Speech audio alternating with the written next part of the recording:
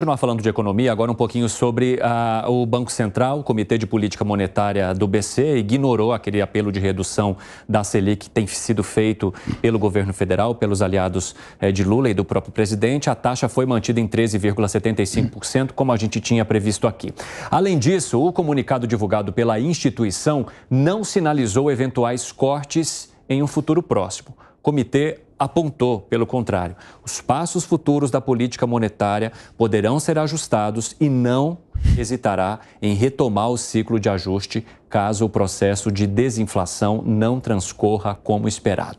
O presidente Lula reiterou críticas a Roberto Campos Neto, presidente do Banco Central. Ele reafirmou a avaliação de que o comando da instituição está ferindo a lei que deu autonomia ao Banco Central. Vou chamar esse trecho da fala de Lula para a gente jogar para o nosso debate. Acompanhe. Quem tem que cuidar do Campos Neto é o Senado que o indicou. Ele não foi eleito pelo povo, ele não foi indicado pelo presidente, ele foi indicado pelo Senado. Quando eu tinha um Meirelles que era indicado meu, eu conversava com o Meirelles. Mas agora, se esse cidadão quiser, ele nem precisa conversar comigo, ele só tem que cumprir a lei que estabeleceu a autonomia do Banco Central. Não está fazendo. Todo mundo sabe que ele não está fazendo. Se ele estivesse fazendo, eu não estava reclamando. Eu sou bobo de reclamar de uma coisa boa. Gustavo Segré, Roberto Campos Neto está precisando de cuidados de alguém? Não precisa.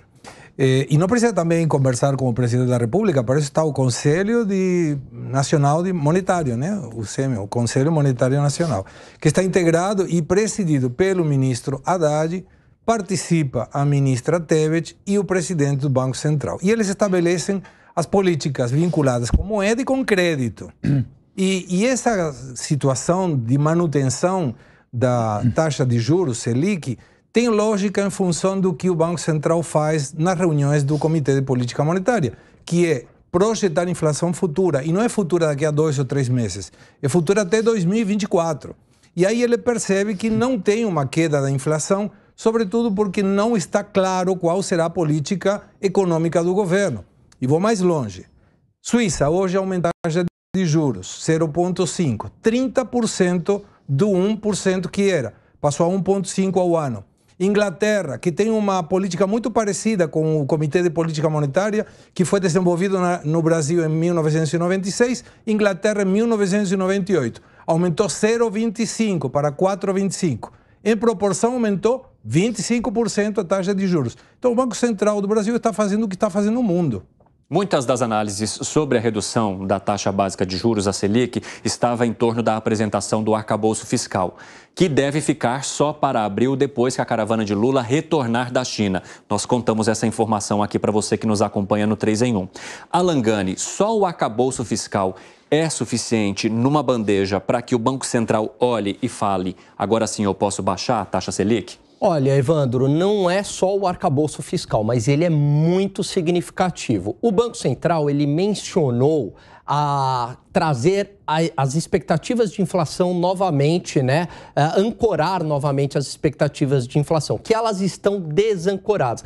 Mas, em grande parte, essas expectativas inflacionárias, como o Segré bem falou aqui para frente, né? Essa inflação futura que o mercado está projetando, elas estão desancoradas, e isso é ruim, porque se todo mundo acredita que vai ter inflação, os empresários, eles se antecipam, pô, se vai ter inflação, eu já aumento o preço agora, e isso vai retroalimentando a inflação. Mas, em grande parte, esse processo, ele ocorre, Evandro, por conta do fiscal. Por quê? Porque o fiscal, ele potencializa a inflação pela demanda agregada maior e ele faz com que a política para combater a inflação, que é a taxa de juros, perca a eficácia. É como se eu tivesse um paciente que ele está imunodeprimido, né? Está com a resistência baixa, e aí eu dou álcool para ele. Aí cai mais a resistência e o remédio também não faz efeito. É isso que o fiscal faz, pune duplamente o país. Se o presidente Lula, ele quer reduzir a taxa de juros, basta colocar um arcabouço fiscal e que priorize a redução do gasto público. Eu não tenho a menor dúvida, Evandro, que a taxa de juros iria cair. Eu quero ouvir também do Fábio Piperno, porque ele apontou e mencionou ontem, né, um caminho que eu também ouvi de alguns economistas, que havia espaço sim para uma redução da taxa Selic neste momento. E olha só, um dos economistas com quem eu conversei ontem, o Reinaldo Cafeu, ele usou uma frase que eu até anotei em aspas aqui para a gente colocar no nosso debate. O que o governo quer é crescimento alicerçado em consumo. O que os liberais querem é crescimento alicerçado em investimentos, que é quando você canaliza recurso público e privado para aumentar a capacidade instalada do país. Piperno, tem espaço para redução da taxa Selic neste momento? O que o governo quer é consumo, o que os liberais querem é investimento robusto que possa garantir, de fato, um alicerce para todos? Qual que é a tua opinião? É óbvio que o governo também quer investimentos. Aliás, esse é, inclusive, um dos objetivos da missão que o governo vai agora, que vai levar praticamente todo o governo e uma grande delegação de empresários à China, buscar investimentos. Vejam, ontem o Segré falou aqui sobre, deu quase que uma aula sobre teoria econômica, e o que leva, por exemplo, ao aumento de taxa de juros. Tá perfeito. A questão não é a teoria econômica aí. E não é à toa que vários países da Europa e várias economias desenvolvidas fazem esse movimento de elevação gradual de taxa de juros. Só que o Brasil, por uma questão até mesmo cultural, ele não faz um movimento de elevação gradual. A gente está falando em 13,75, a maior do mundo, de longe a maior do mundo, desde agosto do ano passado. Então, a taxa do Brasil é relativamente alta, eu digo relativamente alta porque ela não é historicamente muito diferente daquelas taxas com as quais o Brasil conviveu. Então, é claro que se ela é alta, ela exige também um remédio amargo. Perfeito, estamos de pleno acordo em relação a isso. O que eu acho que tem que, e venho dizendo, e conheço muita gente que diz isso, é que a dosimetria disso é que tem que ser discutida. E não sou eu, enfim, estou dizendo, um monte de economistas ilustres, desde Prêmio Nobel, a pai do Plano Real, a economista que milita aqui, esses caras são ilustres. Veja, não há alguém que vá me convencer, por exemplo, que o senhor Roberto Campos Neto seja alguém mais gabaritado, por exemplo, do que André Lara Rezende, do que o Prêmio Nobel de Economia que estava aqui palpitando, do que tantos outros que a gente pode citar. Como, por exemplo, a gente vê hoje as preocupações do pessoal do varejo, empresas aéreas, por exemplo, até mesmo de bancos, questionando, sabe, o patamar dessas taxas, o nível dessas taxas.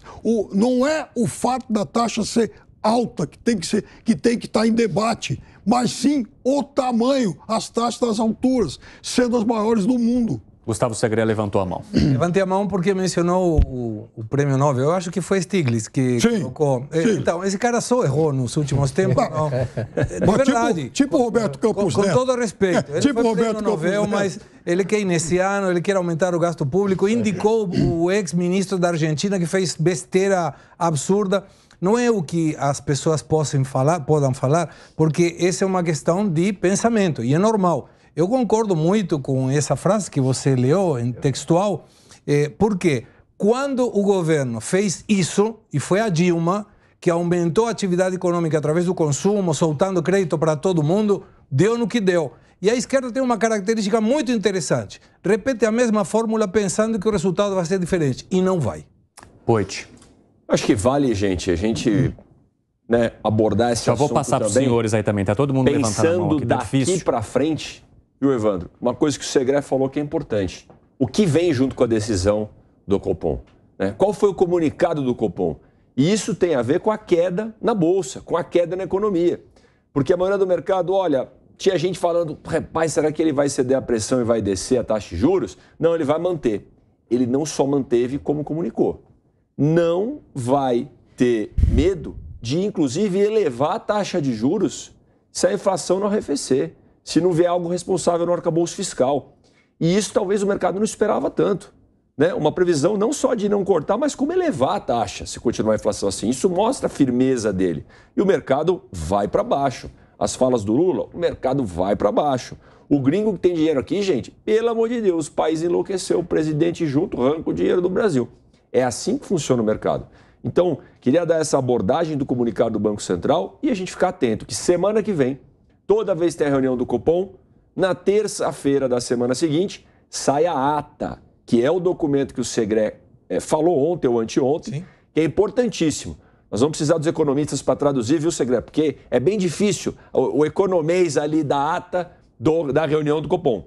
Mas a gente vai analisar ela porque ali vai dar mais pistas do que está pensando o Banco Central. Gani. Eu queria só refrescar a memória do Piperno, porque a gente participou junto dessa entrevista aqui na Jovem Pan com o Henrique Meirelles, ex-ministro e ex-presidente do Banco Central. Então, nada melhor do que ele, que foi presidente do Banco Central na época do governo Lula, foi também, né, presidente do Banco Boston lá atrás, e ministro da Economia do Temer, ministro da Fazenda. E ele vem dizendo, Piperno, um trabalho primoroso que o Banco Central tem feito e colocando a culpa desta inflação justamente no excesso de gasto público. Piperno. Poxa, então se ele está colocando a culpa dessa inflação no excesso de gasto público... Empate. Porque eu tenho a impressão que essa inflação começou lá atrás, não começou agora. Até porque agora ela até recuou um pouquinho. Veja, nós fizemos também perguntas para ele sobre a atuação do Banco Central, que ele classificou de brilhante, que ele não conseguiu responder. Por exemplo, por que... Não, ele respondeu... Ele tentou responder a história do prejuízo de 298 bilhões. Veja, o Banco Central do Brasil em 2022 deu um prejuízo de 298 bilhões, mas ele tem infalibilidade papal. Ele deixou parte desse prejuízo espetado para o Tesouro pagar, 38 bilhões. E ninguém falou até hoje como é que vai ser pago isso.